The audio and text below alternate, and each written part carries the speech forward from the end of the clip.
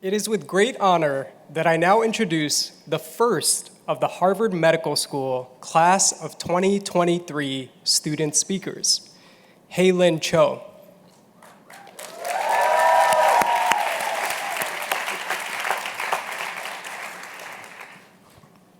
Haylin was born in Seoul, South Korea, and moved to the United States in 2001, where she grew up in Palo Alto, California. Woo! She then became an East Coast convert to attend Dartmouth College, where she graduated summa cum laude with a degree in biology. After graduation, Haylin completed a bioethics fellowship at the NIH before matriculating here at Harvard Medical School. Here, she has been engaged in medical education and oncology research, from conducting phase 1 clinical trials in triple-negative breast cancer to analyzing ethical issues in access to emerging cancer diagnostics.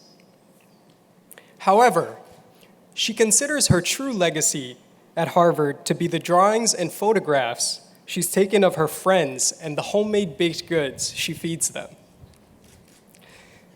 Haylin will soon be starting internal medicine residency less than 100 feet from this podium at Brigham and Women's Hospital, after which she hopes to pursue a career in oncology. She's joined here today by her parents, to whom she dedicates all of her success, and who she did not warn about this upcoming speech. Her remarks are titled, "The Power of Story." Please join me in welcoming Haylin Cho.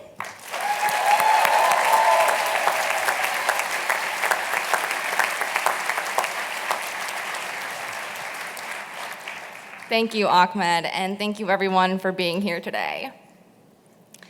7 years ago, my doctors told me that they weren't sure I would make it to the end of the year, let alone to medical school, if I didn't start prioritizing my health. Today, I am graduating from Harvard Medical School with a group of intelligent, passionate, and diverse peers. We made it, guys. All of us here today have been through thick and thin in our journeys to this moment. And what a journey it's been. From road tripping to Vermont with pizza boxes hanging out of our trucks, to waking up at 5 a.m., to wake up our patients at 6 a.m., to ask them whether they farted overnight. Journeys, composed of multitudes of stories.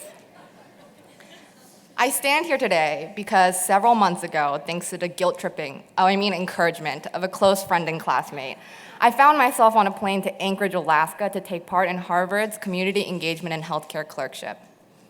Beyond the frozen Arctic tundra that left me with 3 black toes and multiple encounters with moose, what I really left Anchorage with was a collection of stories and an appreciation for what those stories mean for medicine. And those lessons are what I hope to share with you all today. 1, as physicians, we should strive to understand not just the stories of our individual patients, but of our larger communities. In Anchorage, I observed at South Central Foundation, a healthcare organization owned by and serving Alaska Native communities. Their success, I learned, came from embodying their community, training, employing, and partnering with their community. On the first full day of the rotation, we participated in a workshop on historical and generational trauma, learning about the complicated and often exploitatory relationship between the government, the medical system, and Alaska Native communities.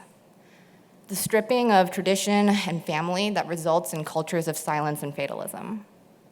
And again, I saw these individual stories fit into the larger narrative of these traumas.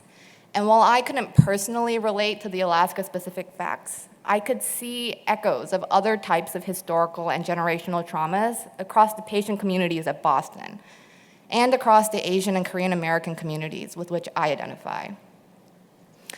In medical school, we learned to gather and appreciate the individual patient story.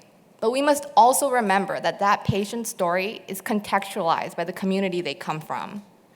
As we recently learned during Match Day, our lives, our training will take us to places we never anticipated.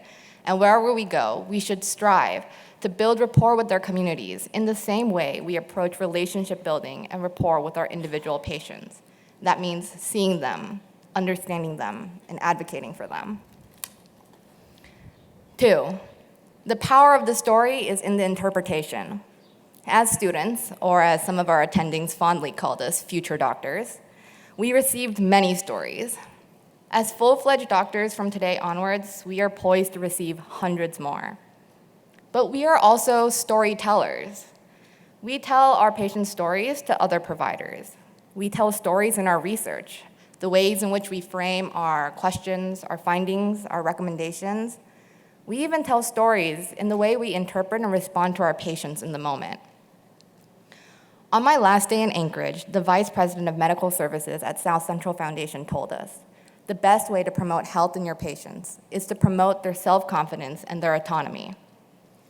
In medicine, we often focus on problems to solve and issues to address, but we can also frame these efforts as trying to study and support our patients' and communities' resilience, to acknowledge not only what has been done to a community, but how they have responded to it.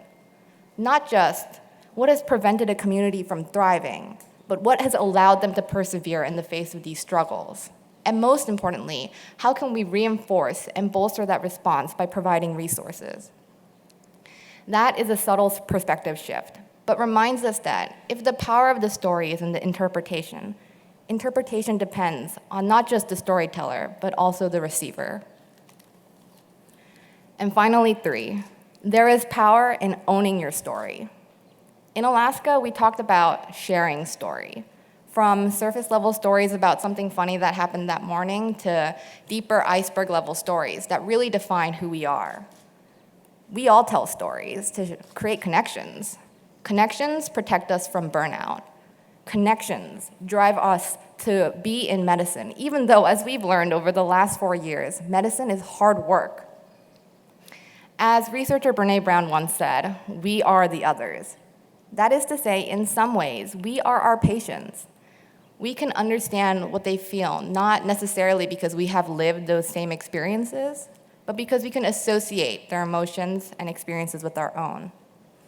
We understand the pain of our patients and our loved ones, not because we've lived it, but because we have all experienced pain and joy. To acknowledge that to ourselves and to others can be a powerful experience. Even when medicine can no longer offer cures or treatments, we can provide value and promote healing simply by allowing patients to tell their stories. And I believe that that is true for us as providers. As we promote self-confidence and autonomy in our patients, there is value to be gained from promoting these things in ourselves. This has at least been true for me. I have never openly acknowledged my dual identity as patient and provider on any platform. In fact, I spent years feeling ashamed of and hiding the fact of my past experiences with an eating disorder. But today I feel like the gift of my time at Harvard and of medicine has been to show me the importance of authenticity and of confidence in my story, to appreciate how my experiences have helped me empathize with my patients, and to appreciate how my patients' strengths have allowed me to see my own.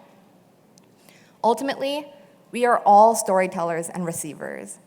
As we each go off into our various careers as clinicians, researchers, advocates, I encourage all of you to share your own stories as you see fit, because sharing story may help you empathize, respond, and carry others' stories.